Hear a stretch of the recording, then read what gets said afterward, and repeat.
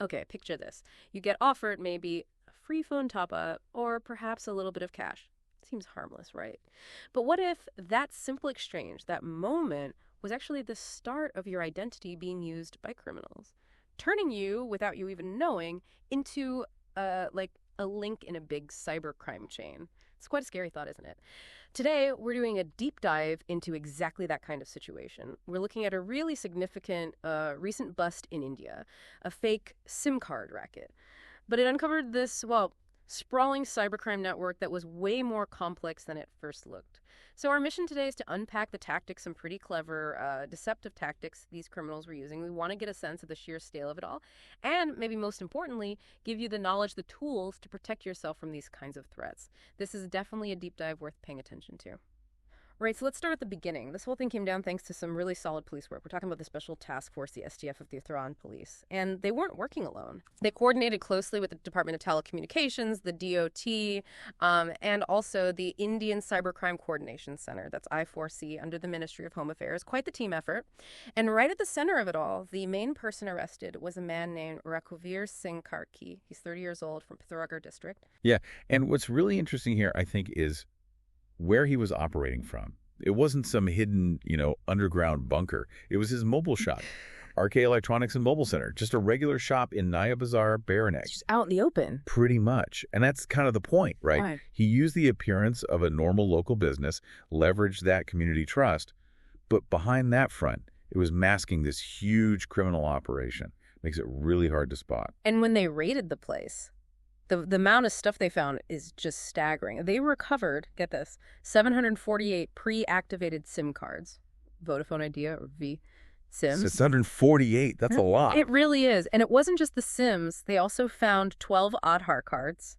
Those are the unique ID cards in India, biometric ones, plus 5 mobile phones and several PAN cards, which are mostly for tax stuff. So the cards, the phones, Yeah. it points to a pretty organized setup. Exactly. This is where it starts getting really interesting. It shows just how bold the scheme was. Okay, let's dig into that. How on earth did one guy, Karki, activate so many SIM cards without raising red flags immediately? Well, the method was disturbingly simple, but also, very effective. He was using forged documents, apparently. And crucially, he was exploiting the Aadhaar details, the ID credentials of ordinary local people. How did he get those details? That's the really manipulative part. Reports suggest he'd lure locals in. He'd offer things like free phone recharges, maybe small cash payments, just little incentives. So I say, like a friendly neighborhood shopkeeper doing you a small favor. Exactly. In exchange for their ID documents. People trust their local shops, right? So that seemingly innocent swap became the key to unlocking this massive fraud. And this next detail is genuinely alarming, I think. These IDs weren't just copied. They were actively misused to activate SIM cards. And sometimes they even found ways to bypass the biometric checks. Right. Think about that. Your fingerprint, your scan, potentially being overridden or faked. It turns regular citizens into, unwilling participants in crime. Their identity basically stolen and used against them. It's a huge breach of trust. A profound breach. And did he have ways to avoid getting caught? Beyond just the friendly shop front. Yes. Another tactic they uncovered was frequent porting. Porting? You mean switching the numbers between phone companies? Exactly. They'd activate a SIM with one provider, then quickly port it, transfer it to another. This constant switching makes the SIMs much harder for authorities and telecom companies to track. It muddies the waters, basically. In a very destructive way. It bought them time, allowed the criminal activity using those SIMs to continue under the radar for longer. Complicates any investigation, too. And the poor people whose IDs were used, the victims? Well, that's the tragic part. Many of them likely had no idea. No clue that a SIM card even existed in their name. So their personal data is out there being used for who knows what. Used for illegal activities, yeah. Leaving them completely exposed to all sorts of digital danger they weren't even aware of. Okay, so we know about the 748 SIMs found in that one shop. But, you have to wonder, was this just one shop? What was the bigger picture here? That's the crucial question. And connecting the dots, the scale does seem much larger.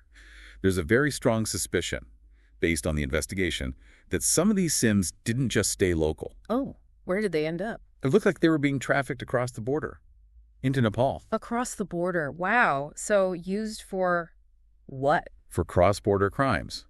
Things like financial scams, phishing attacks originating from outside India, possibly even facilitating illegal money transfers, like hawala. So this wasn't just about defrauding locals in one town. It had international implications. Absolutely. It suggests a more organized network, one that takes advantage of local vulnerabilities, like easily obtained IDs, and then uses them to fuel potentially global criminal activity. That really ramps up the seriousness, doesn't it? So legally, what kind of trouble is Karki in? What are the actual charges? The charges are pretty serious. The FIR, the First Information Report, filed at Bernag Police Station, lists several sections under India's new criminal code, the Bharatiya Nyaya Sanhita, or BNS, from 2023. Specifically, Sections 3.5, which often relates to organized crime or conspiracy, 3.18.4, dealing with identity theft, and 6.102, covering cheating or fraudulent acts. These are significant. And anything related to telecom laws specifically? Yes. Also, Section 42 of the Telecommunications Act, 2023. That directly targets illegal telecom operations and SIM card fraud. So they're throwing the book at them, essentially. Reflects how serious they view this kind of crime. Definitely. Now, you mentioned earlier this was a coordinated effort. Busting something this complex, especially with potential cross-border links, that doesn't happen by accident. No, absolutely not. This success really came down to high-level cooperation between different agencies and specific individuals. It shows what can be done when everyone works together. Who are the key players involved in that coordination? Well, the support and expertise came from quite a few people. You had Navneet Singh, the Senior Superintendent of Police for the STF. Then from the telecom department side, Sunil Padu, the director for UP West, and Assistant Director Praveen Jain. Also Love Gupta, the director for Uttarakhand. Okay, so police and telecom regulators working hand in hand. Precisely. And then from the Central Cybercrime Coordination Body, I4C, there was Deputy Director Monesh Dutt and analyst Rushi Mehta. And crucial input on the tech side from Naveen Jakad, the AI and Digital Intelligence Director at Telecom HQ in Delhi. That's quite a list, a real multidisciplinary team. It had to be, to piece together the digital trail and the physical operation. And you mentioned someone key in the field operation as well. Yes, Deputy Superintendent of Police Ankush Mishra. He led the on-the-ground investigation. His understanding of cybercrime patterns, how these rackets operate, and his ability to coordinate closely with those central agencies like I4C and DOT, that was apparently pivotal in bringing the whole thing down. That local expertise combined with central coordination. Makes sense. Okay, so we've unpacked the crime, the investigation, the scale of it. Now let's bring it back to the listener. What does this all mean for you? How do you avoid becoming an unwitting victim in scams like this? Because clearly it can happen. It really can. And this is where individual vigilance is just so important. It's your best defense. The STF, based on this case, actually made some very clear appeals to the public, practical steps anyone can take. Okay, what are they? First, be suspicious. If a SIM seller or one of these point-of-sale agents seems dodgy or their offers seem too good to be true, report them. They're often the front line for these rackets. Right. Don't just ignore that gut feeling. Exactly. Second, and this is super important given Karki's methods, check what SIMs are actually registered in your name. How do you do that? The Department of Telecom has a service called TAFCOP. TAFCOP. You can use it online. It lets you see all the mobile connections linked to your Aadhaar number. Oh, that's useful. So you can spot any you don't recognize. Precisely. And if you find any SIMs listed that you don't use or you definitely didn't sign up for, you need to report them immediately through the portal. Get them deactivated. That directly tackles the kind of ID misuse we saw here. It does. It puts some control back in your hands. The STF also really encourages people to use platforms like Sanchar Saathi. Sanchar Saathi. What does that do? It's another government platform. It offers awareness resources, prevention tips, and it also lets you block lost or stolen mobile phones, which is another way criminals can get access to information. So TAFCOP and Sanchar Saathi are really valuable tools for managing your digital identity related to telecom. Good resources to know. And what if the worst happens? If you realize you've been hit by some kind of financial cybercrime? Then you need to act fast. Dial 1930. That's the National Cybercrime Reporting Helpline in India. Reported immediately. Okay, 1930. Good to remember. So let's just quickly recap our deep dive then. We've seen how sophisticated these fake SIM rackets can be. Pretty alarming, really. We've understood how vulnerable our personal ID data can be, especially when trust is exploited, like with the local shopkeeper scenario. And we've seen just how vital that multi-agency cooperation is. Police, telecom, cybercrime units all working together.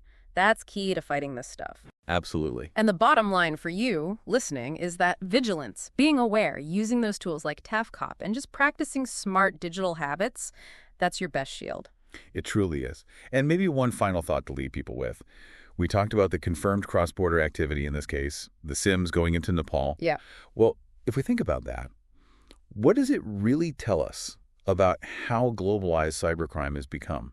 And how might our strategies, maybe even international cooperation, need to evolve even further to protect people across borders? Beyond just the measures we've discussed today, how do we build a stronger, unified global defense against these kinds of threats that clearly don't respect borders? That's a really powerful point, a much bigger challenge, isn't it? Something definitely worth thinking about. It just highlights again how crucial it is to guard your personal information and just stay alert in this very connected world we live in. Stay informed, everyone. Stay safe. And thanks for diving deep with us today.